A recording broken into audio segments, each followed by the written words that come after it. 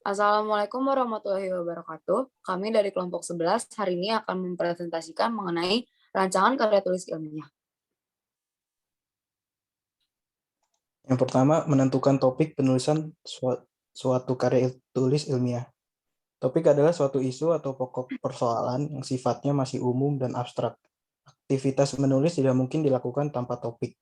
Oleh karena itu, kegiatan pertama yang harus dilakukan pada tahap pra-penulisan ialah memilih topik. Dalam pemilihan topik karya ilmiah, ada beberapa hal yang harus dipertimbangkan, seperti topik harus bermanfaat dan layak dibahas, topik dapat dikenal dengan baik, topik cukup menarik, dan bahan yang diperlukan untuk pembicaraan topik dapat diperoleh dan cukup memadai.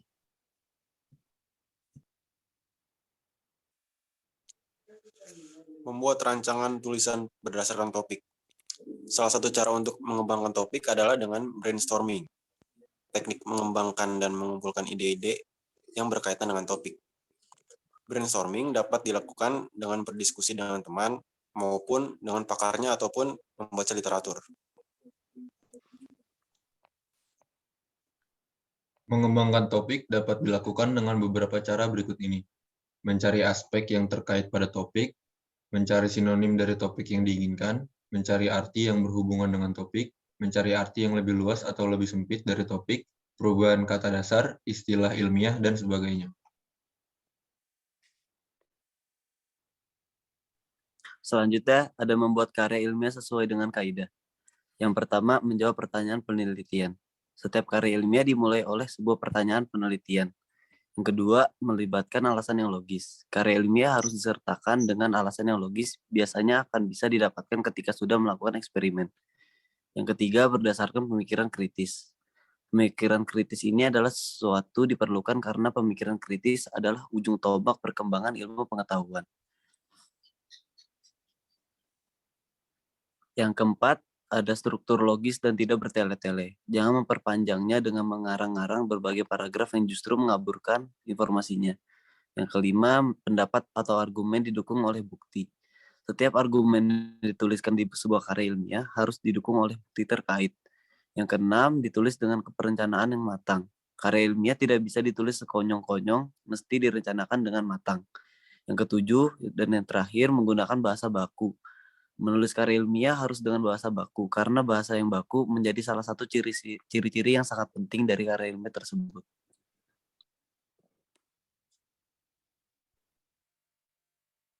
Selanjutnya ada langkah-langkah menulis karya ilmiah. Yang pertama, menentukan tema atau topik penelitian.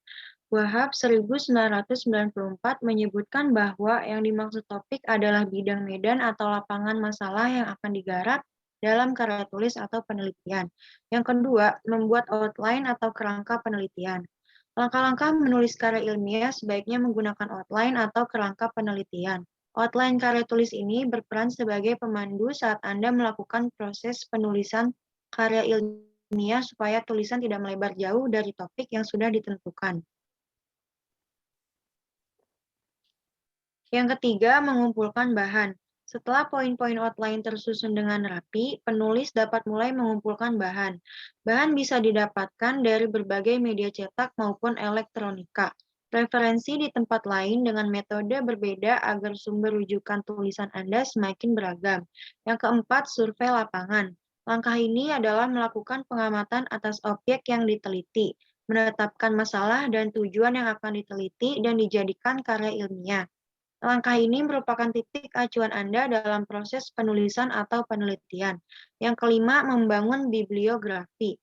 Bibliografi berarti kegiatan teknis membuat deskripsi untuk suatu cantuman tertulis atau pustaka yang telah diterbitkan, yang tersusun secara sistematik berupa daftar menurut aturan yang dikehendaki.